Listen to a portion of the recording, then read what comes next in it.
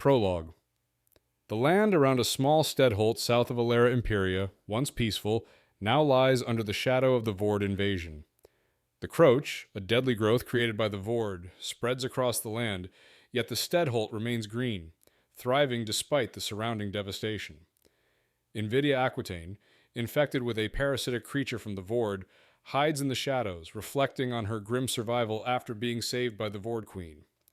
She is forced into service by the Queen, carrying the parasite that keeps her alive. As she interacts with the Vord Queen, she explains the concept of family and love, which fascinates the Queen, who is alien to such emotions. Invidia reluctantly follows the Queen's orders, witnessing her cruelty as she takes a child from a mother. Meanwhile, Varg, the War Master of Narash, struggles with his own challenges as he leads his people on a desperate journey, and Aaron, a cursor, faces difficult decisions as Alera prepares for an impending war against the Vord. In Chapter 1, Tavi is feeling exhausted after a difficult night, and his friend Maximus stops by to check on him. Max reminds Tavi of his responsibilities as the heir to the First Lord, advising him that his personal relationships, especially with Kitai, could become a point of contention. Tavi, though dismissive, listens as Max explains the political importance of public courtship and marriage, warning that not properly acknowledging Kitai could undermine his credibility. Max suggests Tavi be more romantic, showing Kitai how much he cares. Tavi, initially skeptical, realizes Max has a point and that he needs to balance his duties with expressing his feelings for Kitai. As the conversation shifts, Tavi reflects on the imminent threat of the Vord and the overwhelming challenges ahead, which now include not only the Vord, but the politics of leadership and romance. The chapter ends with Tavi contemplating the growing Vord menace. In Chapter 2, Tavi briefs his campaign council, revealing the grim state of Alera. The Vord have attacked, with Ceres and Alera Imperia fallen, and his grandfather Gaius Sextus killed while trying to protect the capital. Tavi explains that the Vord's Croach is advancing, leaving only 8 to 10 months before it engulfs the remaining freeland. They must act quickly to defeat the Vord, with their primary target being the Vord Queen. Tavi plans to march second, 000 miles to meet Aquitaine and the remaining legions despite logistical challenges. Crassus, his half-brother, is tasked with contacting Lord Venorius in Antyllus ahead of the fleet. Tavi also seeks Magnus's help with intelligence, as he reveals Sextus's death was kept secret to avoid panic. Magnus shares his distrust of Valier Marcus, though Tavi defends him. Tavi resolves to move forward, donning his armor, knowing the weight of leadership and the uncertain path ahead. In Chapter 3, Amara instructs Masha, a young girl whose mother has recently died, on how to properly ride a pony. The child struggles with grief and fear, but Amara encourages her to face it. Meanwhile, Bernard is handling the influx of refugees caused by the Vord invasion, organizing efforts to improve defenses and expand cultivable land in the Calderon Valley.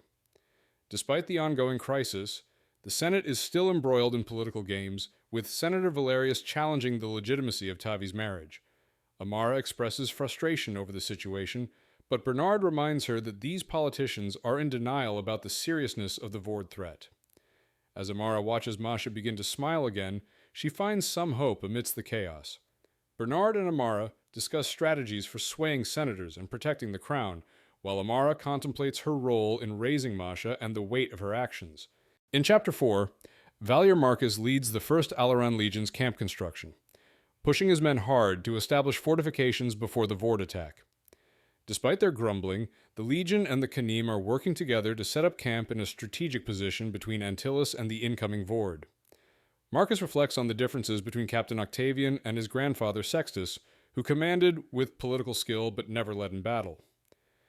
As evening falls, Marcus is joined by Maestro Magnus, who questions Marcus's past after his return from retirement. Their conversation is interrupted by a sudden Vord attack. Marcus and Magnus fight the creatures, with Magnus using his earthcrafting to assist. Despite serious injuries, the two manage to kill 3 Vord, with Magnus saving Marcus from a deadly blow. As they wait for reinforcements, Marcus and Magnus share a moment of grim humor, realizing their mutual respect and the need to trust one another in the face of the looming threat. In Chapter 5, Tavi is summoned by Maximus to witness a disturbing spectacle in the Canim camp. Upon arriving, they find the Vord Queen standing in multiple water projections, addressing the gathered crowds. She offers peace to the Alerans, proposing that they surrender and live under her protection, but with the drastic condition of being forbidden to have children. Tavi realizes the Vord Queen has been experimenting with Alerans as captives, a strategy to control the population. Tavi responds by organizing reconnaissance and preparing for potential attacks. As the tension builds, Varg, the Canim Warmaster, dramatically destroys the Vord Queen's image and challenges the crowd to join him in defiance, drinking from his helmet. Tavi joins in, and the Canim warriors, filled with rage and unity, roar in approval. Tavi and Maximus prepare for the inevitable confrontation with the Vord, vowing to fight back against their oppressors. In Chapter 6, Invidia dines with the Vord Queen in a massive, croach-filled dome. The Queen discusses Aleran gestures of respect and submission, questioning their significance. The conversation reveals the Vord's perspective on strength and structure, while Invidia remains calm and competent to survive the tense dinner. The Queen introduces her newly born alien daughter, but their meal is interrupted when Invidia detects a disturbance. The Queen, enraged, discovers her Steadholt has been taken. Invidia realizes that Octavian used his image to lead a successful raid, tricking the Queen and revealing her Steadholt's defenses. The Queen reacts violently, destroying homes in her fury. As the Queen seeks retribution, she vows to take everything from Octavian, with Invidia following in her wake. The chapter highlights the Queen's wrath, Octavian's strategic maneuvering, and Invidia's role in the unfolding conflict. In Chapter 7, Octavian and Valier Marcus discuss the aftermath of Octavian's watercrafting sending, which triggered a raid on a Vord position. Tribune Crassus reports that 83 holders were evacuated, with only 2 casualties from poisoned hornet stings. Octavian discusses the ongoing Vord threat and their queen's pursuit. Marcus brings up Marat courtship customs, prompting a brief, awkward conversation. Octavian orders woodcrafters for a secret project and discusses plans to address the Vord's growing forces. When messengers from the Canim arrive, one attempts to assassinate Octavian with a stone knife. The attack is swiftly thwarted, with Marcus helping eliminate the second attacker. Octavian dispatches the enemies efficiently, showing his leadership skills. Despite the danger, Octavian remains calm and thanks Marcus for his assistance. The chapter highlights the tension between allies and the growing dangers as Octavian and Marcus navigate both internal and external threats. In Chapter 8, Isana, her aide, Veratus, and Araris prepare for a Senate hearing that could determine the future of Alera. Isana remains calm despite her fears about the Senate's potential decision to strip her son of his birthright. She and Veratus discuss the political landscape, including the trustworthiness of certain senators and the looming threat of Aquitaine's rule. Aquitaine unexpectedly visits, proposing a marriage alliance to solidify control and protect Alera's future, despite Isana's concerns about the personal costs. After a tense conversation, Isana rejects Aquitaine's offer, prioritizing integrity over political gain. Araris reveals a past incident where he fought a duel to protect a broken woman, reflecting on choices that shaped his and others' futures. The chapter ends with an explosive attack by Vord agents. The Vord Queen enters, seizing Isana and Araris, marking the beginning of a new and dangerous confrontation. In Chapter 9, Tavi urgently assembles a group, including Max, Crassus, and Kitai, to confront the Canim after an assassination attempt. Kitai returns from her mission, and despite Tavi's concerns about a potential betrayal from Varg, he presses on toward the Canim camp for answers. At the camp, Tavi barges through the gates, demanding to speak with Varg. He learns that Varg is not responsible for the attack, but agrees to a duel with him to settle the issue. Tavi plans to meet Varg in 2 days after preparations. Meanwhile, Tavi organizes his troops, assigning them to guard the engineers and prepare for an impending Vord attack. As tensions rise, Kitai notices the growing camaraderie between Max and Crassus. Tavi reflects on his plans, including a dinner with Kitai, signaling a rare moment of normalcy amid the chaos. The chapter ends with Tavi's resolve and his attempt to balance duty and personal connections. In Chapter 10, the Senate debates the legitimacy of Octavian's birth. Valerius attempts to undermine Octavian's claim by questioning Gaius Sextus's mental state, but Theogenes counters with a passionate speech, rallying support for Octavian. As the Senate prepares to vote, the sound of legion horns calling to arms interrupts the proceedings.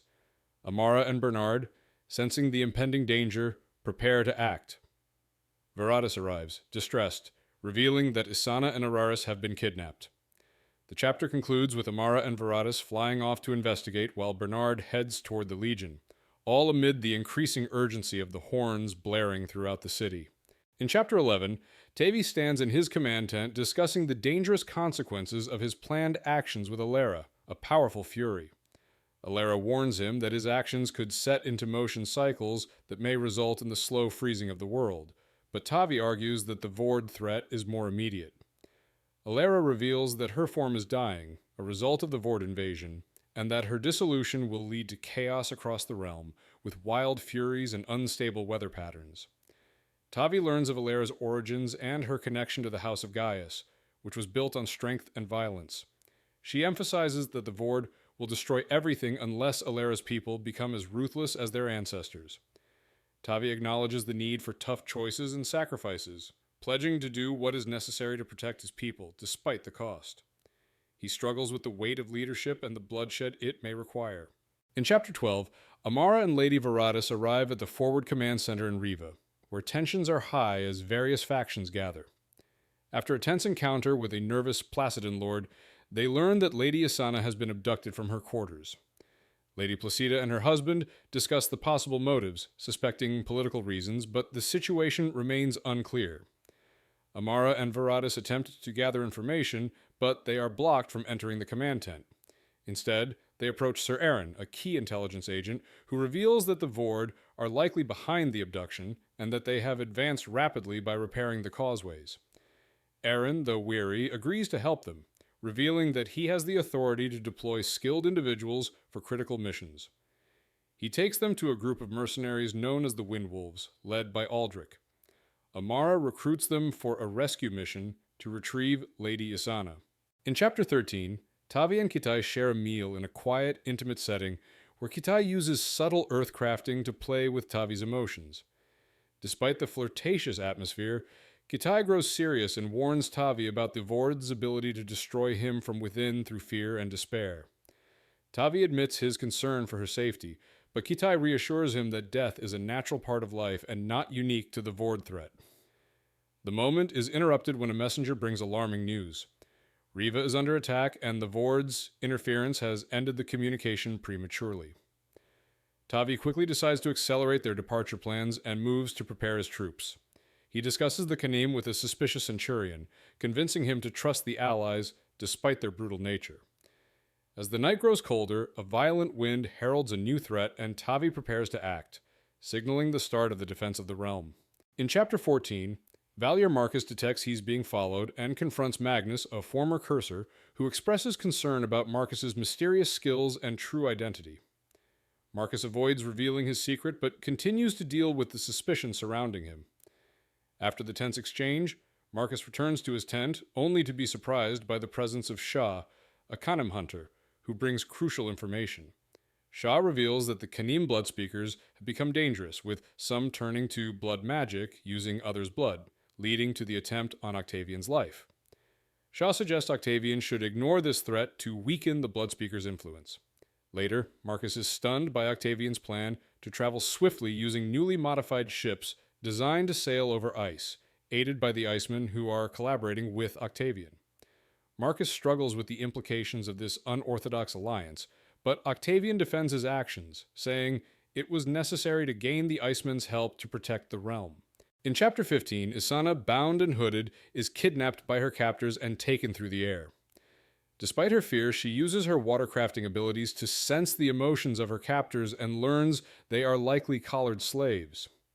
She also detects the Vord Queen's presence, realizing that the Queen's emotions and thoughts are more alien and terrifying.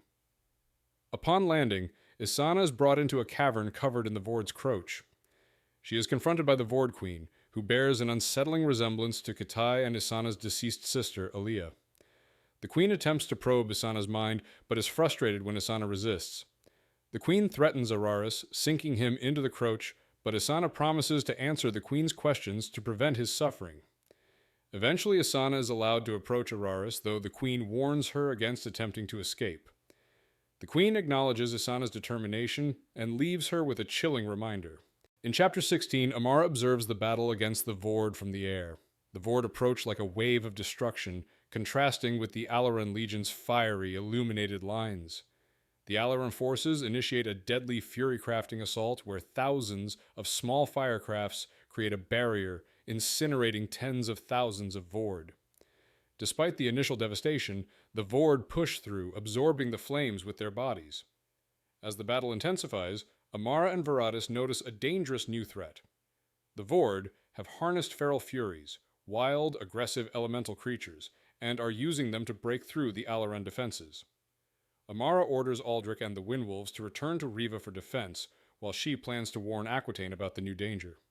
She realizes the city may not be able to withstand the feral fury assault, and that her decision to leave Isana in enemy hands is an unavoidable sacrifice for the survival of the realm. In Chapter 17, Tavi navigates the Slive as it speeds across the ice, part of a fleet traveling north along the shield wall. The journey is dangerous, with ships nearly wrecking on softer patches of ice, resulting in the loss of some vessels and crew. The flyers are marking safe paths, but Tavi remains tense as the ship shakes violently with every bump. After 7 hours, the fleet covers 536 miles, showcasing the speed and potential of this new ice-sailing technology. Tavi reflects on its strategic importance for moving troops and supplies faster. Amidst the journey, Tavi and Max discuss the past actions of Tavi's grandfather, Gaius Sextus, and Tavi's leadership. Max challenges Tavi's approach, questioning his decisions, especially his trust in Demos. Tavi remains confident in his choices, including positioning Demos at the front. Tavi also considers the risks of his actions with Varg and the Ritualists, contemplating a potential duel. In Chapter 18, Amara navigates her way through the chaos of battle, narrowly avoiding injury as she moves through the ranks of the Crown Legion to reach Gaius Attis. She relays urgent news about the approaching feral furies, which could wreak havoc on the city of Riva, spreading panic and trapping civilians. Aquitaine considers their options, acknowledging that retreat is no longer possible. He plans to use the legions to hold back the furies, giving the civilians time to escape. However, the cost will be high, and the legions risk being overwhelmed.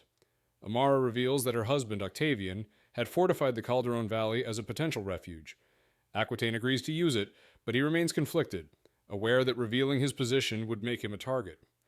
Amara is tasked with delivering the message to Riva and then returning to Aquitaine. Tension mounts as they brace for the enemy's next move. In Chapter 19, Isana is trapped in a glowing, croach-covered chamber beneath the earth, forced to listen to the Vord Queen's commentary on the ongoing battle. The Queen reveals her disdain for the Aleran defense, noting the futility of sparing the women, children, and elderly who still represent a threat due to their ability to reproduce. Isana confronts the Queen, trying to understand her motives and the connection she claims with Tavi, whom she calls her father. The Queen, however, dismisses Isana's concerns and plans to use Tavi's mother, who is in her control, to manipulate him into surrendering. As the Queen's rage escalates, Invidia Aquitaine enters, warning the Queen that her attention has been diverted from the battle. Tensions rise as the Queen commands her forces to locate and eliminate the Aleran leaders, while Isana realizes that Araris is not out of the fight yet, secretly preparing to act. In Chapter 20, Amara and Aaron observe Riva burning, with refugees fleeing the city as feral furies wreak havoc. Amara reflects on the devastation she witnessed in the city, including fires and horrific deaths caused by the furies. She's tasked with helping provide an air patrol while Aaron consolidates supplies for the refugees. As Amara moves through the city, she realizes the High Lords, including Aquitaine, are not providing sufficient aerial protection. She races to find Aquitaine and warns him of the vulnerability to enemy flyers. On her way, Amara encounters Cantus Macchio, a former Academy classmate now serving the Vord. Despite a brief exchange, Macchio attacks her with a firestorm, forcing her into a dangerous battle. She tries to defend herself with furycraft, but is overpowered. Macchio captures her, holding a sword to her chest, and coldly apologizes for what he's about to do. In Chapter 21, Amara narrowly escapes death when Macchio, a former Academy classmate now working with the Vord, attacks her. Using Cirrus's speed and quick thinking, she breaks free from his grasp and escapes up a building, only to be pursued by Macchio, who uses earthcrafting to scale the building faster. Just as he is about to capture her, Bernard intervenes, saving her life but suffering injuries in the process. Amara is then confronted by Invidia, who has joined the Vord. After a tense exchange, Invidia attempts to kill Amara, but is thwarted by a fireball attack from the Flyers, led by Placidus Aria. As Invidia flees, Amara and Bernard are rescued by High Lords and taken to safety. Despite her exhaustion, Amara reflects on the losses, knowing the city is doomed and that the fight continues. In Chapter 22, Marcus and Shaw work together to eliminate Krull, a dangerous leader among the Bloodspeakers. After a tense discussion, they devise a plan to make Krull disappear without drawing attention. Using Marcus's earthcrafting and Shaw's skills, they tunnel beneath Krull's ship and confront him in his cabin. Marcus overpowers Krull, and Shaw strangles him, taking care to hide any evidence of foul play. They place Krull's body in a hidden spot, and Marcus carefully returns the items in the cabin to their original positions. As they prepare to leave, Marcus discovers a disturbing sight: a blanket covered in human scalps, some belonging to children. They quickly escape, but Krull, though barely alive, is left behind, buried deep in the earth. Their departure is interrupted by the sound of Vord Knights approaching, signaling an attack on the fleet. The chapter ends with Marcus and Shaw preparing for battle. In Chapter 23, Marcus is summoned to the ship Slive by Captain Demos. As the Vord Knights approach, Demos plans a strategy to lure them into a trap by keeping the ship stationary. Marcus helps coordinate the crew's defense, as several Vord Knights land on the ship. With the help of Demos and the crew, Marcus battles the Vord Knights, killing several. During the fight, Marcus is nearly overpowered, but manages to defeat a Vord Knight by using his weight and a nearby belaying pin. After the attack, Marcus is confronted by Maestro Magnus, who reveals that he knows Marcus is a traitor. Fidelius, previously a trusted ally, admits to his betrayal, confessing to multiple murders. As the situation unfolds, Gaius Octavian arrives and confirms the trap. In a final emotional moment, Octavian, filled with anger and grief, orders Fidelius to be crucified for his crimes. In Chapter 24, Tavi reflects on Fidelius' execution and the betrayal of Marcus, who had previously been a trusted ally. Demos and the others discuss the necessity of executing Fidelius for his crimes, including betrayal and murder. Despite his earlier anger, Tavi questions whether he is truly wasting Fidelius' death and recognizes that the traitor sought redemption in his final moments. Kitai urges Tavi to offer Fidelius a choice, as he had already made peace with his fate. Tavi visits Fidelius at the execution site and asks him how he wants to be remembered. Fidelius, despite his weariness and pain, expresses his regret and desire to be remembered for his service to Alera. Tavi then cuts him down from the cross, offering him a chance for a more meaningful death. He offers Fidelius the opportunity to serve the realm one last time, and Fidelius accepts, taking Tavi's hand. In Chapter 25, Tavi and his group reach Phrygia, where they are greeted by Phrygius Syricus, the young seneschal. Syricus quickly leads them to a briefing about the current military situation. Riva has fallen, with many civilians evacuated, but the legions took heavy losses. The Vord, with vastly superior numbers, continue to pursue Princeps Attis and the legions. Tavi assesses the situation, recognizing that the Vord's focus on Attis provides an opportunity to strike at the Vord Queen, potentially turning the tide. Fidelius offers tactical advice, suggesting that the Vord are being funneled into the Calderon Valley, where they can be trapped. Tavi outlines his plan to ambush the Vord while targeting their queen. With supplies and logistics already arranged, the group prepares for their next move, with Tavi acknowledging the importance of striking decisively before it's too late. He is resolute. It's time to finish what they started.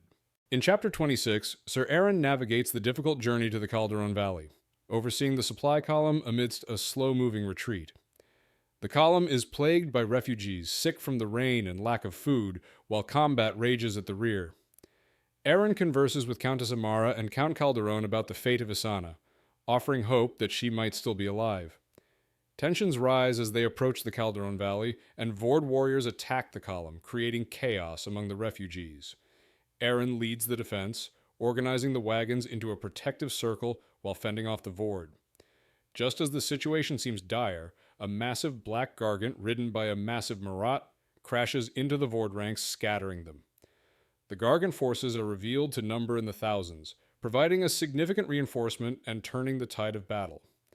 Aaron realizes they have received unexpected help from clan head Daroga. In Chapter 27, Isana experiences an unsettling routine with the Vord Queen as they travel from hive to hive. The Queen attempts to understand Aleran customs, particularly the dinner ritual, and permits Isana to clean the dishes and utensils. During a meal, Isana is joined by the disfigured Invidia, whose appearance has been ravaged by burns. Invidia's conversation with Isana reveals her bitterness, accusing her of being a fool for marrying Septimus. Despite the torment, Isana maintains her composure, asserting that she would kill Invidia if necessary. Invidia reveals her role in the betrayal that led to the fall of Septimus, explaining her actions against him. Isana, confronting her with her crimes, defies Invidia and vows to kill her. The chapter closes with Invidia's unsettling response, suggesting that Isana's struggle is far from over, and her path may lead to destruction. In Chapter 28, Tavi leads his mixed force of Alerans and Canim through difficult terrain in the rain. As they approach a campsite, Tavi and Varg discuss the ongoing challenges and tensions between their people. The Canim camp has its own internal conflicts, particularly regarding the Bloodspeaker ritualists. Varg and Tavi address the issue when a dispute arises over the deaths of 2 Canim makers killed by Alerans. Tavi offers a blood payment to resolve the situation, which Varg accepts on behalf of the Canim. The ritualist Marat mediates the process, resulting in a bloody demonstration of power when another ritualist, Nar, challenges Marat's decision. Marat eliminates the threat in a brutal display of power, silencing further objections. Tavi reflects on the difficult choices made and the uneasy alliance between their forces, with Varg warning that if Tavi ever becomes a threat to the Canim, he will be dealt with. In Chapter 29, Tavi recovers from a bloodletting and reflects on the toll it's taking. Tribune Foss argues with Tavi over the risks, but Tavi reassures him, asking for trust. After Foss leaves, Tavi speaks privately with Alera, the Great Fury, about the strain of weathercrafting and its after-effects. Alera reveals that her power, like the Vord Queen's, grows stronger as the Croach expands, making the Queen an increasingly formidable foe. She discusses Sextus's foresight, suggesting he kept Tavi at a distance, perhaps to protect him from the coming storm. Tavi realizes his grandfather wanted to protect him and feels the weight of his absence.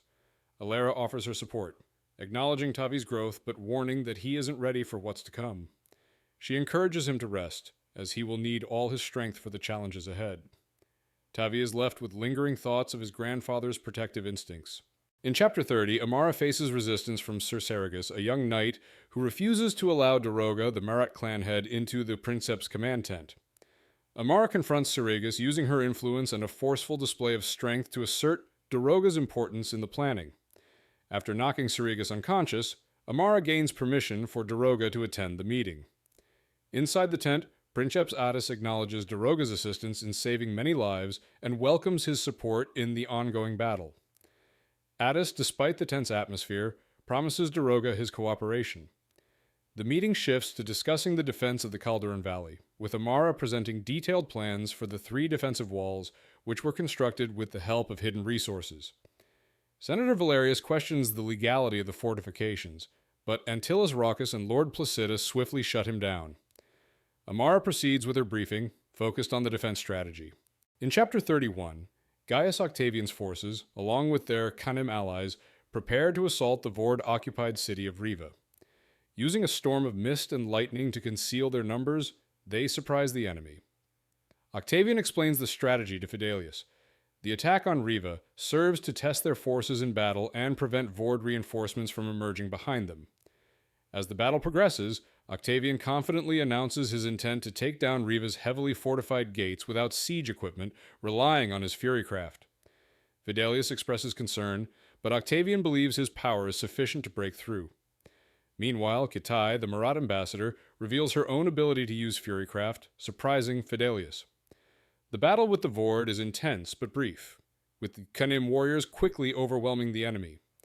After the victory, Octavian orders his troops to storm Riva's gates, despite the formidable defenses, ready to eliminate the Vord threat. In Chapter 32, Tavi faces a daunting challenge as he prepares to bring down Riva's nearly indestructible gates. Despite doubts, he moves forward with confidence, determined to prove himself and claim his birthright. Tavi commands War Master Varg to lead the troops while he takes on the gate. Kitai, carrying the original standard of the First Aleran, joins him, and together they approach the city's formidable defenses. Tavi uses his furycraft to manipulate water, earth, and plants beneath the gates, triggering rapid growth and then freezing the water into ice. After much effort, he unleashes a fiery blast, shattering the gates and causing extensive collateral damage to the surrounding structures. The destruction is more than Tavi expected, but the vord respond immediately, their wails signaling the city's impending eruption of chaos.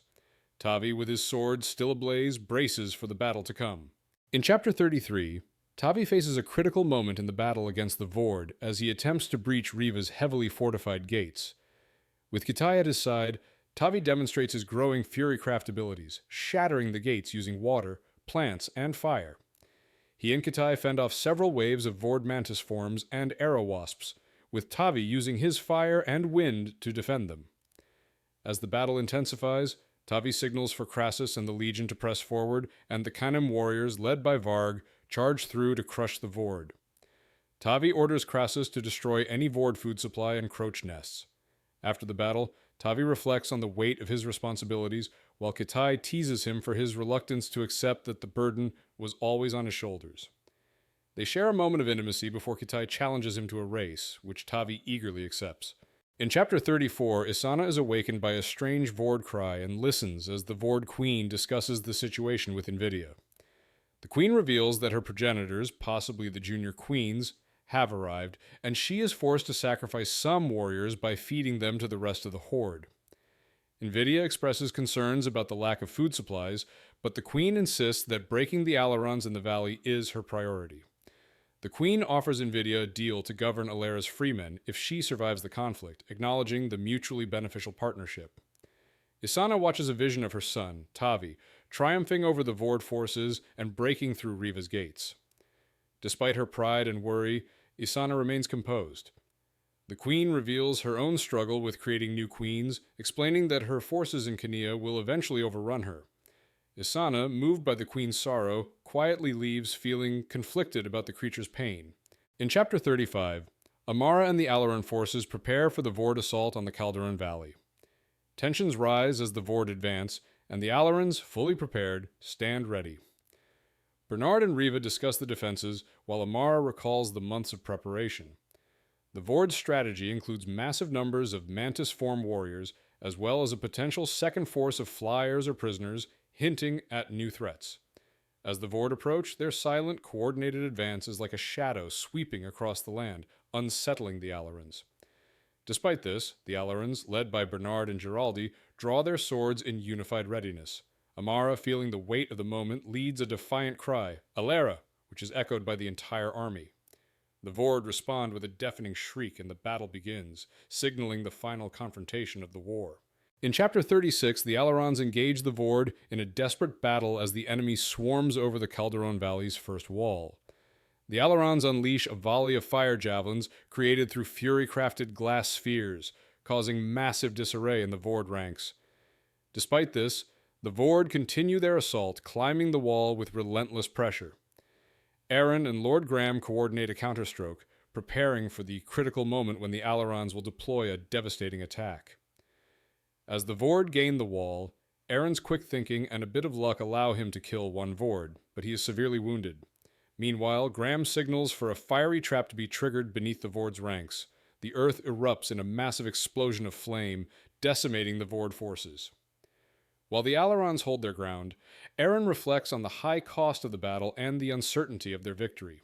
In Chapter 37, Amara and Bernard watch as the vord's first assault is halted by a devastating fire attack. A massive blaze created by firecrafters and high lords disorients and scatters the vord forces, but the Alerans know they must retreat to a stronger position. Bernard, Amara, and Lord Riva discuss the current situation, and Riva offers his engineers assistance. As the retreat begins, Amara and Bernard reflect on the tense situation, with Bernard worried about his sister Isana, who is likely captive to the Vord Queen. The Alerans' retreat is further complicated by the discovery of a growing steam plume on the horizon, suggesting the Vord have diverted a river to create a water-based attack. Bernard realizes the severity of the threat and urges Amara to move quickly. The chapter ends with the Alerans preparing for the next phase of the battle. In Chapter 38, Tavi discovers that Kitai has been hiding the truth from him. She's pregnant with their child. Kitai reveals that she didn't want to tell him because of the societal consequences of their child being born out of order. She feared Tavi's reaction and the judgment their child would face. Tavi struggles with the news, realizing how much it changes everything for him, but reassures Kitai that their love and commitment to their child is what matters. They discuss their options, including marrying to avoid the child being seen as a bastard, but Kitai insists they can't lie about it. Ultimately, Tavi promises to protect their child regardless of the difficulties ahead. As they share a tender moment, Tavi senses the child's presence for the first time, leading to a brief but emotional exchange. They hold on to this quiet moment, knowing the future is uncertain. In Chapter 39, Bernard and Amara oversee preparations at Isana for the approaching battle. The Steadholt has been converted into a stronghold, with armed soldiers and Marat allies readying for defense. However, the evacuation of civilians is progressing slowly, and the Vord are closing in. Amara advises a delay in the battle plan, suggesting the use of mules to slow the enemy and cover the civilians' retreat. Bernard agrees, but they face the challenge of an impending Vord assault. As the enemy attacks, the mules unleash devastating fire spheres, causing massive casualties among the Vord. Despite this, the Vord press on, using dead bodies to create ramps for scaling the wall. The battle turns when a massive rockslide from Garados Mountain halts the Vord's advance, causing them to retreat. Bernard recognizes the threat is far from over, but they've bought valuable time for reinforcements, particularly Tavi, to arrive. In Chapter 40, Invidia argues with the Vord Queen about the aftermath of their battle, particularly the unexpected resistance from the Alerans. The Queen reveals her frustration with the losses and the presence of the Great Fury in Garados Mountain. Invidia, angered and feeling betrayed, confesses her initial intention to conquer Alera through political manipulation, not military force. Isana, from her position of captivity, calmly exposes the fears and weaknesses of both Invidia and the Queen. She suggests that Invidia is afraid of her own future and loss of beauty, warning her that the Queen is equally fearful. Isana offers Invidia a chance at freedom, revealing that the Vord possess a method to restore her health and beauty, potentially against the Queen's will. Invidia's hope flickers, but she dismisses the idea. Isana, undeterred, patiently waits, aware that her knowledge and influence may shift the balance between them. In Chapter 41, Fidelius observes Crassus's leadership and his calm demeanor, impressed by his command style. Meanwhile, Octavian reflects on the complexities of his role and the future of Alera. He discusses the possibility of Crassus leading in his absence, but acknowledges that Varg, the Canim leader, might be better suited to hold the force together in Octavian's absence. Octavian, however, is determined to lead Alera to victory and insists on high standards. As they walk, Fidelius and Octavian discuss the challenges ahead and the potential risks involved. Their conversation is interrupted when Fidelius detects Earthcrafters moving beneath them, heading toward the camp's command center. Realizing the danger, Octavian rushes to the command post, followed by Fidelius. The chapter ends with Octavian flying off to confront the threat, while Fidelius sprints to rally the forces. In Chapter 42, Tavi, flying to the command tent, warns of incoming enemy Earthcrafters. He fights off an Earthcrafter, Renzo, who had once been a childhood adversary. During the struggle, the Vord Queen emerges, and Tavi is struck by her weapon, a chitin blade, which impales him. The Queen's taunting and violent actions push Tavi to his limits, and she continues her deadly rampage, unleashing fire spheres and attacking healers. As Tavi attempts to stop her, Kitai and Crassus engage in pursuit, but Crassus is incapacitated by a salt-based attack from the Queen. The Queen mocks Tavi's resistance, but is temporarily halted when a Balest bolt from Fidelius strikes her. The Knights Pisces intervene, forcing her to retreat. Tavi, weakened by poison and injuries, collapses, and Fidelius rushes to aid him. Tavi loses consciousness as his body succumbs to the poison. In Chapter 43, Amara reflects on the discomfort of staying in Bernard's old room at Bernadolt. While trying to rest, Invidia appears, offering a deal to betray the Vord Queen in exchange for a pardon and her estate. Amara initially refuses, but negotiates for critical information on the Vord Queen's location, troops, and plans. Invidia agrees, but only after Amara gives her word that the deal will be honored. Invidia hints that the Princeps, Octavian, may soon be out of the picture, and Amara suspects she is referring to a potential betrayal. Amara shares this with the High Lords, discussing Invidia's proposal and its risks. The Lords strategize, agreeing that they must proceed cautiously, testing Invidia's truthfulness during the next Vord attack. Bernard questions Amara about holding something back, and she admits that Invidia will betray them at the Hive. Together, they decide to let the betrayal unfold.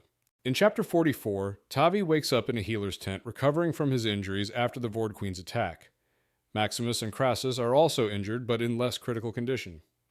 Dorothea, a healer, explains that she saved him by focusing on restoring him to full function, while Crassus's injuries were severe but manageable.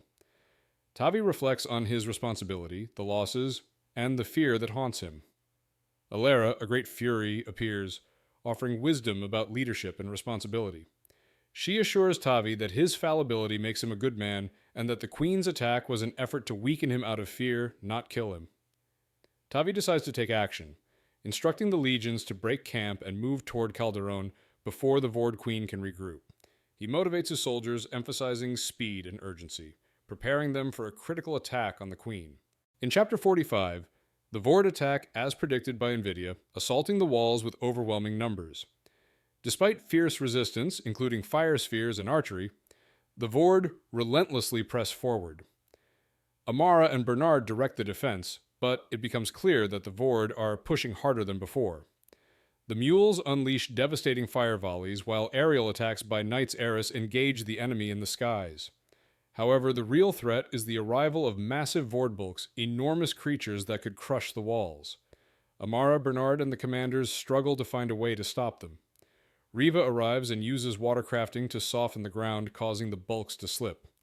Though the tactic delays the enemy, the Vord continue to advance. Finally, Daroga and his Marat tribe arrive, with Gargants joining the battle to crush the Vord.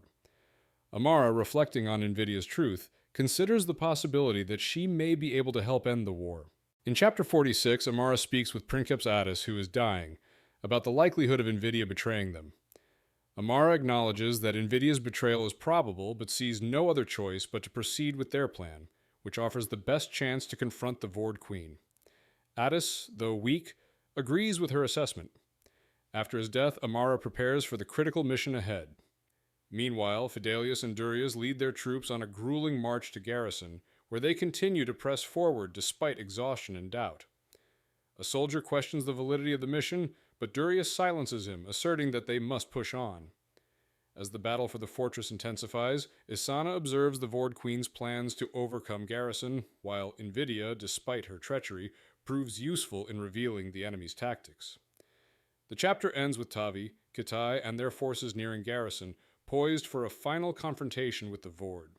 In Chapter 47, Isana, struggling with sleep deprivation, finds herself in a tense situation with Invidia.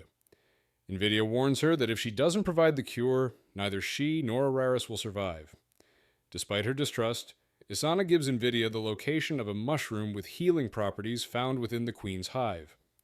Tensions escalate when Invidia, having been manipulated by the Vord Queen, reveals her treacherous intentions.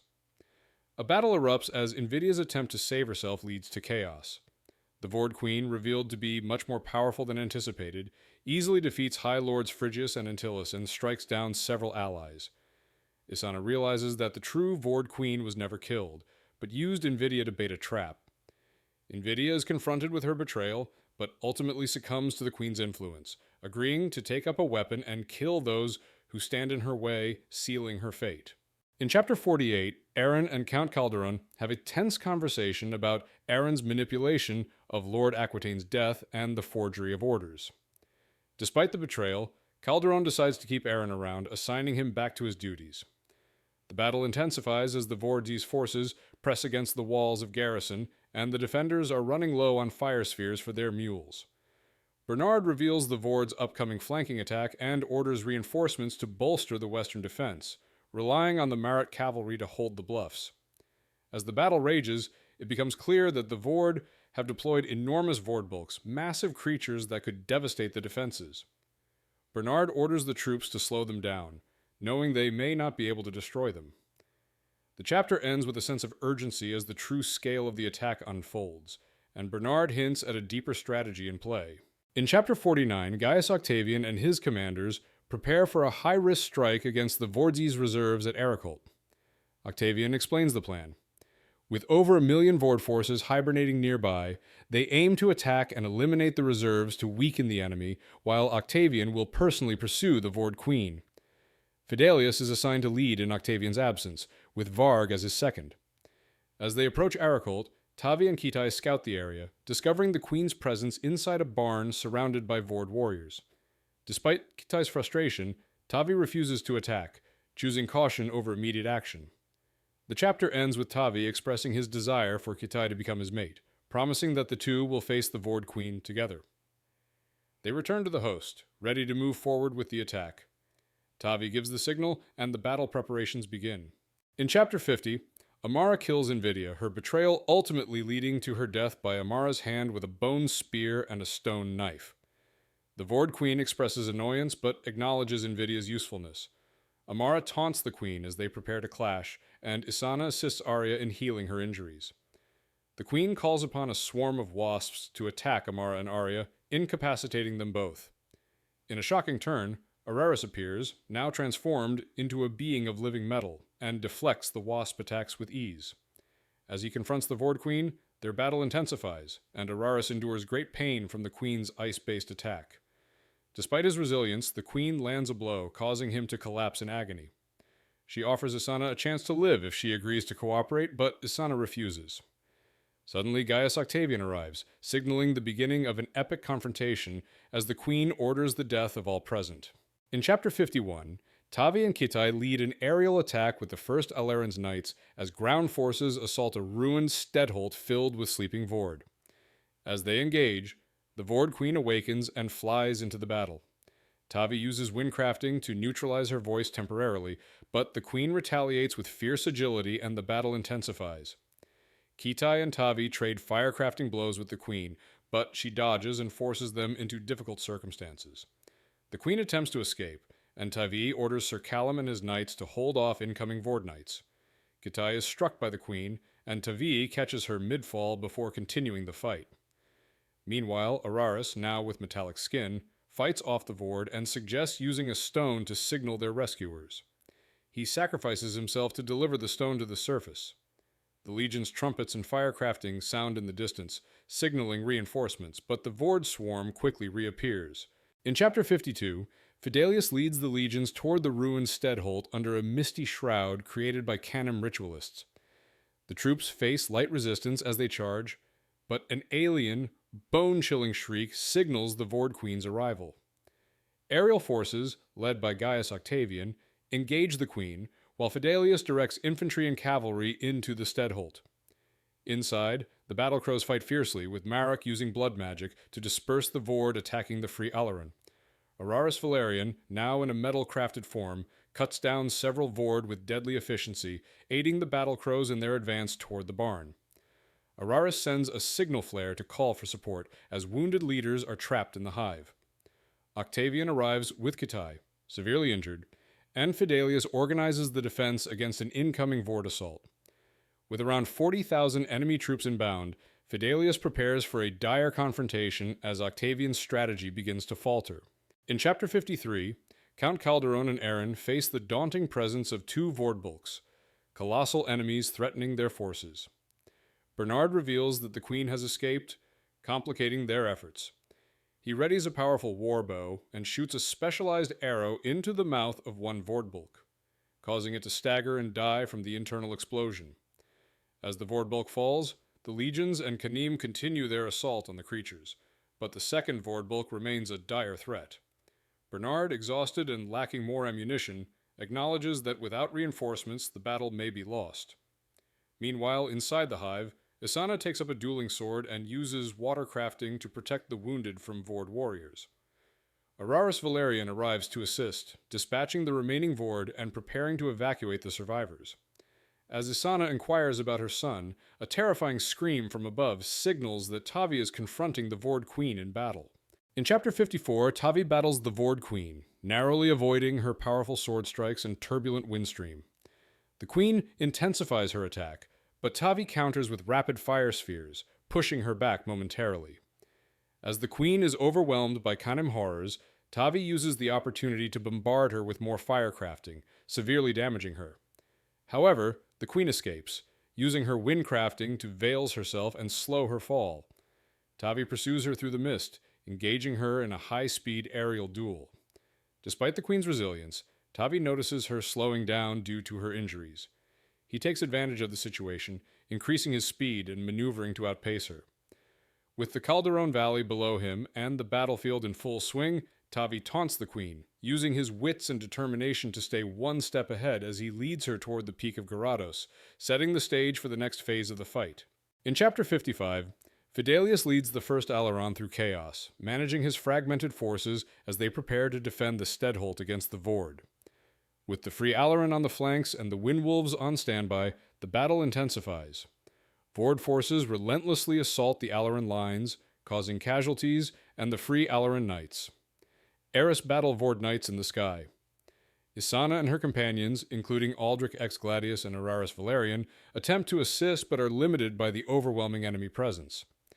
As the Vord breach the defenses, Fidelius orders a desperate countermeasure, a ditch to hinder the Vord's progress. Marat, using bloodcraft, assists in creating the defensive structure, but at great personal cost. Meanwhile, Kitai, who had been injured, insists on joining the battle and reveals that Tavi has ventured into the dangerous Garados mountain. Fidelius watches the battle unfold, knowing their survival depends on Tavi's actions. In Chapter 56, Tavi confronts the Vord Queen on Garados' storm-shrouded peak, engaging in a deadly duel as they battle amidst furious winds and trembling earth. The mountain itself transforms into a colossal fury, Garados threatening to crush them both. Kitai intervenes, rescuing Tavi, and together they evade the Fury's wrath. At the summit, they face the Queen, who has bound Garados and Thana to her will. Tavi calls upon Alera's powers, and by unleashing furycraft, severs her link to the Furies. The Fury's rage scatters the Queen, but Tavi pursues her through a storm.